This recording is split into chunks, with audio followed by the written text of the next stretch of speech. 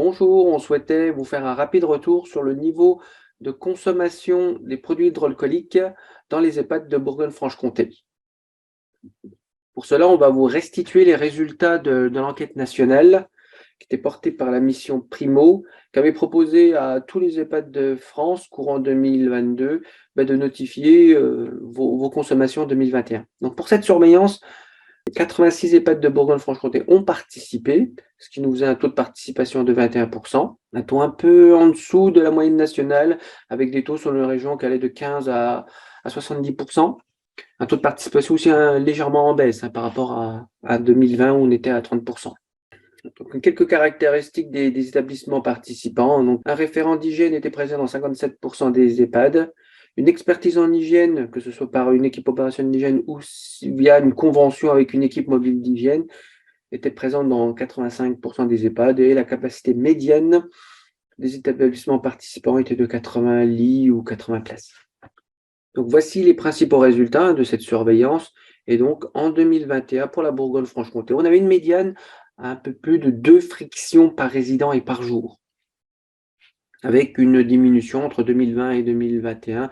On passe d'un peu plus de 3 à un peu plus de 2 frictions par jour et par résident. Et on voit qu'on est plutôt inférieur à la moyenne nationale qui se situait autour de 2,4 frictions par jour et par résident. Et donc, c'est vraiment cet indicateur, le nombre de frictions par résident et par jour qu'on va suivre avec cette surveillance.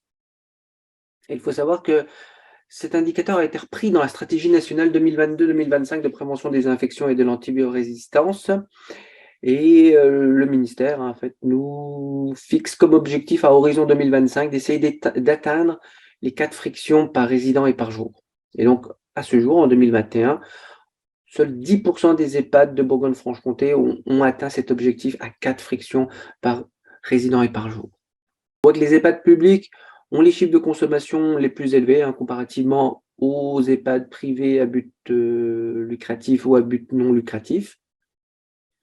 Les EHPAD qui ont nommé un référent en hygiène ont des meilleurs niveaux de consommation de produits hydroalcooliques. Donc le calcul de cet indicateur est très simple, il répond à la règle suivante. Le volume de PHA sur une période donnée, ici par exemple en 2021, rapporté sur le nombre de journées d'hébergement, fois 0,003, qui correspond en fait à une friction. Une friction égale à 3 ml de produits hydroalcooliques.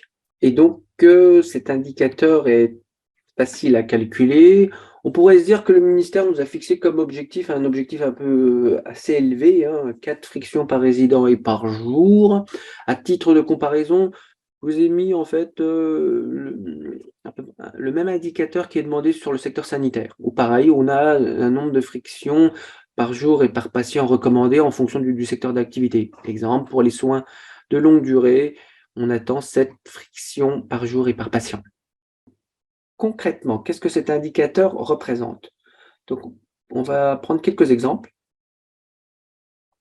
Donc, dans un EHPAD de 80 résidents, vous fixez comme objectif, ce que le ministère nous fixe, 4 frictions par résident et par jour, en fait.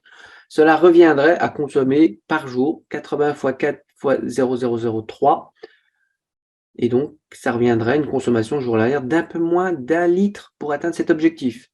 Et donc, un peu moins d'un flacon d'1 litre, un peu moins de 2 flacons de 500 ml ou un peu moins de 10 flacons de 100 ml. Est-ce que c'est un objectif inatteignable pour un établissement de 80 résidents?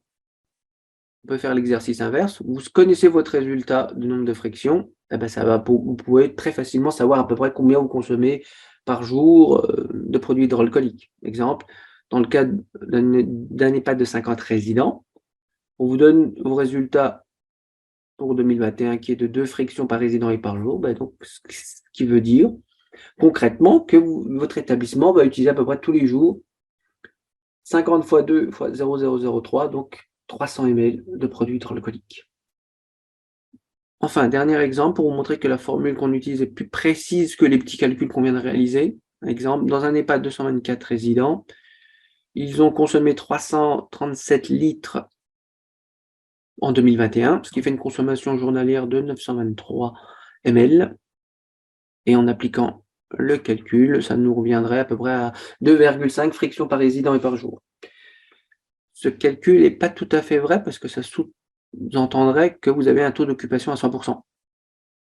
Et donc la formule qu'on utilise est plus précise et tient compte du nombre de journées d'hébergement effectuées. Et donc là, vous voyez, le vrai chiffre est plutôt de l'ordre de 2,7.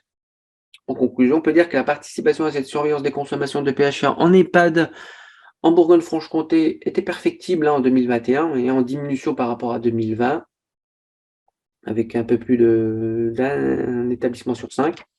On constate une diminution significative des consommations entre 2020 et 2021 qui peut s'expliquer par les raisons suivantes.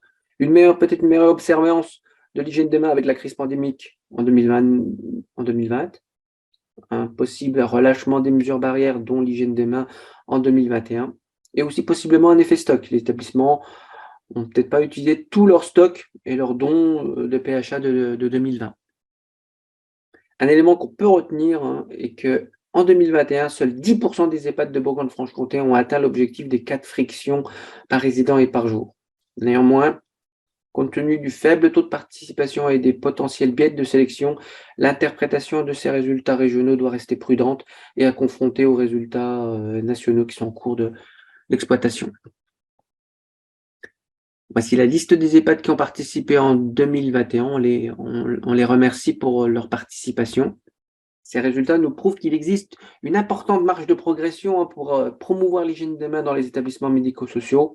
Et donc, on va vous proposer en 2023, dans cette optique, des pistes d'action. Et pour vous présenter toutes ces pistes pour construire une stratégie participative et dynamique, on vous propose de participer à un webinaire avec 2 dates possibles, le 12 janvier et le 17 janvier 2023. Merci et à très bientôt donc.